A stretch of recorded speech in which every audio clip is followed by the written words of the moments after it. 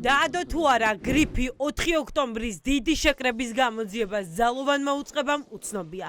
ცნობილია ის, რომ გაუთქმელობის დოკუმენტზე ხელი მოაწერინეს ყველას, ვინც ბოლო დროის ერთ-ერთ ყველაზე რეზონანსულ საქმეზე გამოკითხვაზე დაიბარეს. გაუთქმელობაზე ხელი მომაწერინეს, საერთოდ რატომ მომაწერინეს, მაგასაც ვერ ხვდები, მაგრამ აზერზე ვერ გეტყვით უბრალოდ რა კითხვები იყო. საქალაქო სასამართლოში მოსამართლის თანდასწრებით კითხვები დღეს თამარ ჩერგოლეიშვილს დაუსვეს.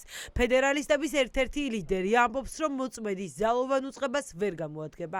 კითხვები კრიმინალურ პოლიციას ჩერგოლეიშვილთან მას შემდეგ გაუჩნდა, რაც პოლიტიკოსმა 4 ოქტომბრის აქციის ორგანიზატორების კონსპირაციულ შეხვედრაზე ისაუბრა და თქვა, რომ აუდიენციაში ბაჩუ ახალაიაც მონაწილეობდა. როგორც ვერ გამოვადგები ბიძინა ივანიშვილის წინააღმდეგ ბრალდებას მოწმეთ, რომ ის იყო ამ ქვეყნის არაფორმალური მმართველი, ისე ვერ გამოვადექი ამათაც. იმიტომ რომ მოწმეს სჭირდება სხვა სტანდარტი. პოლიტიკოსი სრულიად სხვანაირად განსჯის და მსჯელობს. როგორც პოლიტიკოსი, მე ვაგრძელებ ყველას მხილებას, ვინც 4 ოქტომბრის ავანტურაში მონაწილეობდა.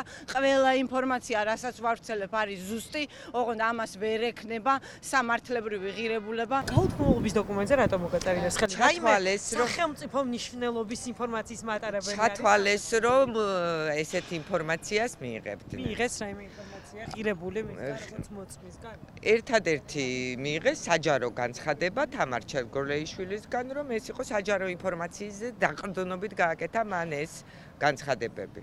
1 საათს გაგრძელდა სასამართლოში ნადიმ ხმალაძის გამოკითხვა. სამოქალაქო აქტივისტსაც აუკრძალა გამოძიებამ ისაუბროს იმ კითხვებზე, რაც მასთან ჰქონდათ. ხმალაძე რუსთაველის პროტესტის აქტიური მონაწილეა. მიაჩნია, რომ ახლა გელაძის უწყების დაკვეთა, რაც შეიძლება მეტი ადამიანი მიიყვანონ გამოკითხვაზე. ამით ხალხის დათრგურმა უნდა თან დაშინება, ან კიდე რა ვიცი, მე სიმართლე გითხრათ, ვერ ხვდები. ვინმეს ხომ არ აქვს თქვენს წინააღმდეგ ჩვენება მიცემული? ვინმეს ხომ არ უხსენებიყათ ამ გამოძიების ფარგლებში, რის გამოც თქვენი გამოკითხვა გახდა საჭირო? არ მგონია, იმიტომ რომ არ მეგულება ადამიანი, ჩემს წინააღმდეგ რამე ჩვენება მისცეს, რაღაც მიზეზი უნდა კონდეს. ამის მიზეზი არ მგონია ვინმეს რო კონდეს. არც საორგანიზაციო საკითხებში არ იყო ჩართული და არც აქციის ორგანიზატორების გეგმა არ იცოდა კახა კოკოსკირმაც. სამოქალაქო აქტივისტისთვის ქვეყნის დატოვების შეზღუდვა არ დაუწესებია და არც ის უთქვამთ ისევ მოუწევს თუ არა ჩვენების მიცემა.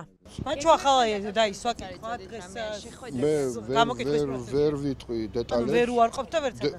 ვერ ვიტყვი დეტალებზე, ვერ ვილაპარაკებ, მაგრამ კიდევ ერთხელ ვამბობ, ზოგადად ვკითხეს, იმიტომ რომ ჩან ვარ ვიდეოში იმ დღეს, სცენასთან ვიყავი და ზოგადად იყო ეს კითხვები. გამოკითხვაზე დაბარებულ სამივე პირს დღეს მოსამართლე ფიქრია სიქტურიშვილის თანდასწრებით გამოძიების კითხვებზე პასუხების გაცემა მოუწია. ადვოკატებსაც გაუთქმელობის დოკუმენტზე აქვთ ხელი მოწერილი, თუმცა ვერ მალავენ, რომ ამ დაკითხვებს სამართალთან კავშირი არ აქვს და ოცნების საგამოძიებო უწყებები საზოგადოებაზე გავლენის მოხდენის მიზნით ატარებს ხალხს დაკითხვაზე. საზოგადოებაში შექმნა რაღაც პანიკა, თითქოს ყველას იბარებენ, ყველას დაკითხავენ, ყველას დაიჭერენ და ასე შემდეგ. სხვა მიზეზით ვერ იხსნება, იმიტომ რომ კახა საერთოდ შემხებლობა არ ქონია არანაირად ამ პროცესებთან და უბრალოდ დაიბარეს, კითხვებიც იყო იმგვარი, რომ არაფერი არ მიუთითებს იმაზე, რომ რაიმე დანაშაულში აქვს მონაწილეობა მიღებული. ამიტომ სამართლებრივი პროცესი არ არის, ეს უფრო PR კამპანია არის აქტივისტების და მოქალაქეების წინააღმდეგ. გაგრძელდება თუ არა გამოკითხვების სერიები კრიმინალური პოლიციის დეპარტამენტში ჯერ უცნობია. 4 ოქტომბრის დიდი შეკრების საქმეზე გამოძიება ერთმანეთის პარალელურად ორ უწყებას აქვს დაწყებული სუს და შინაგან საქმეთა სამინისტროს.